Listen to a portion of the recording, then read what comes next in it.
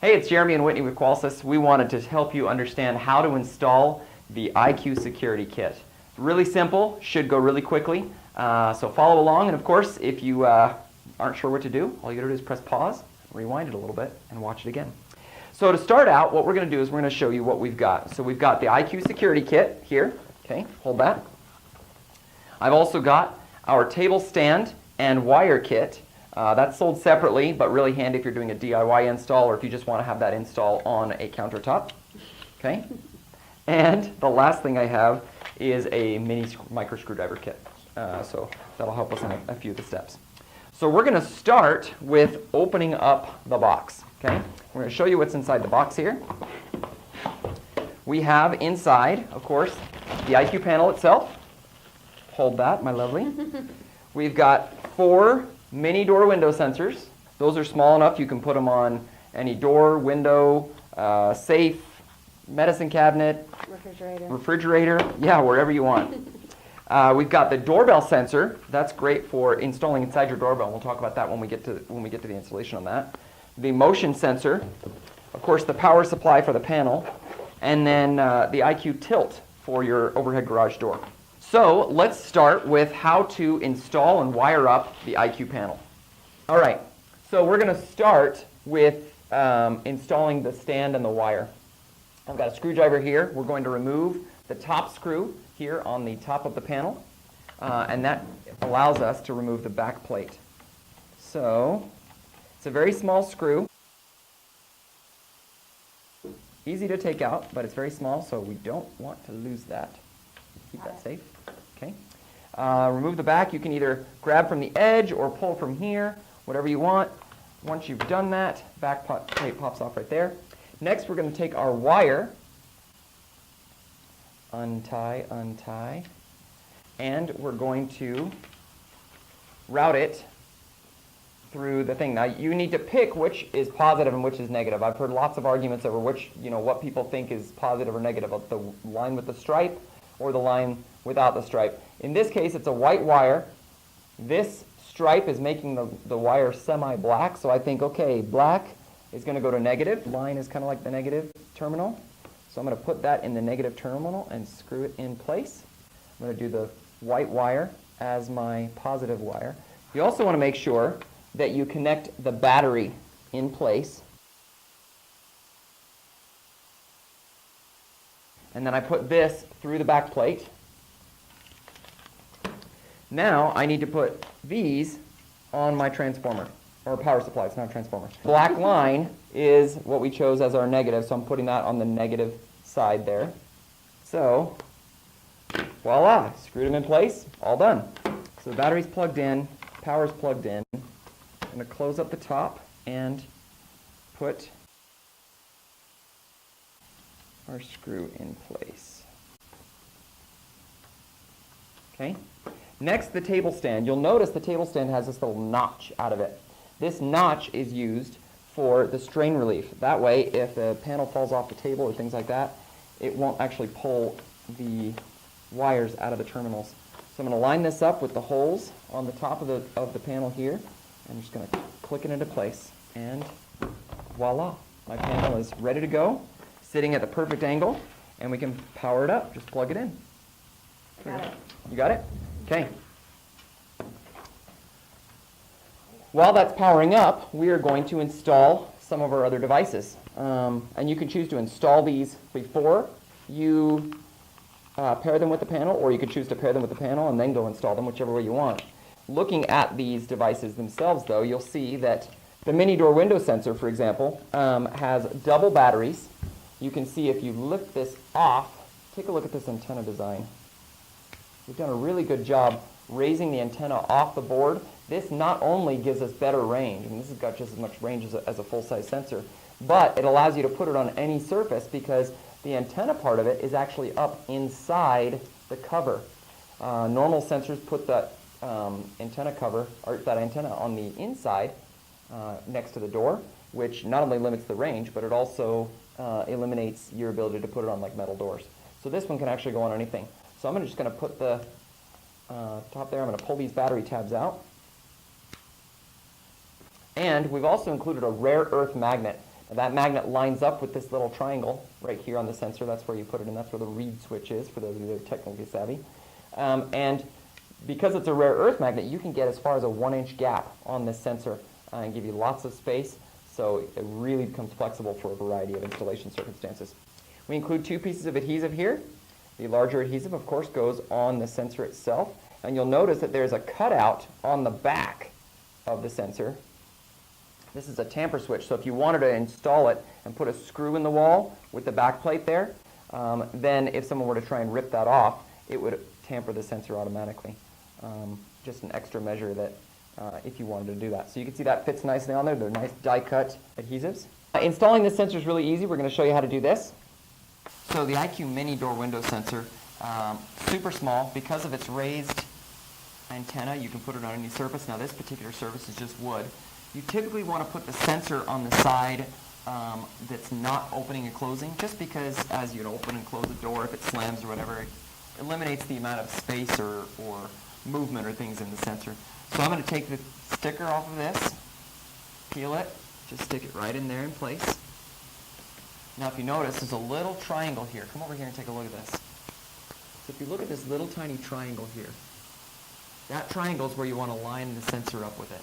And I just peel this off, and as long as I get it close, it's going to be able to do it. Now that's a really big gap. Other sensors typically would not be able to have a gap that big. I mean, I can just put my whole finger in there.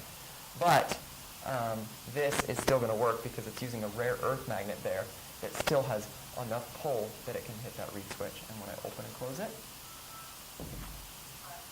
it works just fine. Okay, then I'm going to show you the tilt sensor. The tilt sensor is for your garage door. It goes with the stripe side down. Basically, you can either screw it in, if you'd like. Remember to take the battery tab off. Or you can do adhesive. But it goes on your garage door just like that. And when your garage door lifts up, then it sends a signal to the panel. Is it better to put the tilt sensor at the top of the garage when it's down, or at the bottom? Absolutely at the top, because if it's down on the bottom, then what happens? It would have to be all the way Yeah, it would have to get all the way up to that point where then it would finally trigger. So, I mean, it's possible it could through rattling or whatever, but I wouldn't trust it. Let's pair a sensor with the IQ panel. So I'm going to go into settings. I'm going to go into installation, then security sensors, and I'm going to auto learn a sensor. And to auto learn a sensor, all you do is open and close it. Now you can see it says sensor 7A blah blah blah, is that you can check the back of the sensor to make sure that's accurate. And do you want to continue? I click OK, and it pulls up all the information. If I want to customize any of this information, I can do it now. Otherwise, I can just click Add New. I do that for each of my sensors, so I'll pair each one with the panel. You can also, instead of opening and closing it, you can also tamper a sensor. So for example, with the tilt, it detects it when I pulled the cover off because it hit the tamper switch. So again, whether you decide to open it or close it or tamper it. So again, I click OK. In this case, I'm changing the sensor type from door window down to a tilt sensor. When I select tilt, it automatically defaults garage tilt as my name. If I want to customize that, I could click that and choose a custom description. And then use the keyboard. So I'm going to do that right now, and I'm going to change this description to overhead garage door. So now when this opens and closes, overhead garage door open. It knows it, and it uses the name that I chose for it. Okay? I can use a motion sensor not just for armed away, but motion sensors are great for triggering automation too. So if I wanted to use this to say when motion detected, turn on a light, or when motion detected, you send me a notification, things like that. You can use it for any number of things. I actually have one of these downstairs in my food storage because I also have a Z-Wave light switch there. And when I walk inside that dark room, the motion sees me, turns on the light for me. I don't have to be groping around waiting for the switch. It just turns it on for me automatically. So it's really nice to have these all over the place. Again, the tabs are inside there, so I want to pull those out. The other way you can learn in a sensor is you can learn it in manually. So I can use the code on the back of the sensor. It's the DL code, okay? And I can go to Add Sensor and just type in that DL code. So Whitney, this code is B as in boy, C as in cat, 5, B as in boy, 4, 0. And once I've done that, I can change the sensor type to motion, and it gives me names. In this case, we're going to call this the family room motion detector. And I'm going to click Add New, and voila. Now these also are pet friendly? Yeah, so this is pet friendly up to 80 pounds. So if you've got a giant horse in your house that you keep as a pet, It'd be a minute. but it's not going to worry, you're not going to have to worry about, your dog setting it off and things like that, which is nice. Any other pet. It also comes with 2 screws there. You'll notice on the mounting of it, you can actually mount them in the corners. So if I wanted to mount it straight, I would mount it in the corner there, or I could mount it there. And then you'll notice here at the bottom, again, these are corner mounted, so it would actually fit inside the corner like this, and you put the screws in at an angle. And you can see that cool little dot right there. See that? Mm-hmm. That little dot makes it so that when you put your screw there, it's already started, and you don't have to worry about it spinning and going crazy. You could also do it straight on a wall, on a surface, and you could use either those or those. Now putting it there angles it straight. Putting it on this bottom ones will angle it down slightly so it's hitting the floor. So, great little sensor. And it's not too large either. I've seen a lot of motion sensors that are really tall and big. This is I think this is a nice size for it. So, pretty easy. Next, let's talk about the doorbell. The doorbell sensor is really unique because this little device is very similar to our mini sensor. Okay, it looks very similar. It's actually an extended version of it. But with this little wire, we've reprogrammed the board so that this will work with an existing doorbell. So you don't have to worry about replacing the buttons on the front. You don't have to worry about repairing any stucco. You don't lose the chime unit inside the house. You literally take this device, wire it into your existing doorbell chime unit in the home, and you've turned your doorbell into a smart doorbell. So in this doorbell chime unit here, you can see I've wired in the white to the back door, the black to the transformer, and then the red line to the front door. Great for all sorts of automation on your front door. So I've got one of these on my door or in my chime unit, and I've got it so when my doorbell rings, if it's after 6 p.m., it automatically turns the light on for me. So my porch light basically turns on anytime someone comes over after 6 p.m. We've also got a rule set up with an alarm.com exterior camera where if the camera light, or excuse me, if someone rings the doorbell, then it automatically starts the camera no matter what time of day it is, and then it sends me a text message with the video that it took that day. So kind of nice to know who's coming to the door and what they're doing. You don't need a different button. No, this little device wires directly into your existing doorbell chime unit, so it's really simple, really easy. Well, that's the security kit. We hope you enjoyed it. We hope it made a lot of sense. But of course, if you've got further questions, watch our other videos, give us a call at our tech support line. We are more than happy to help you out. Again, thanks a bunch for watching, and let us know if we can help you.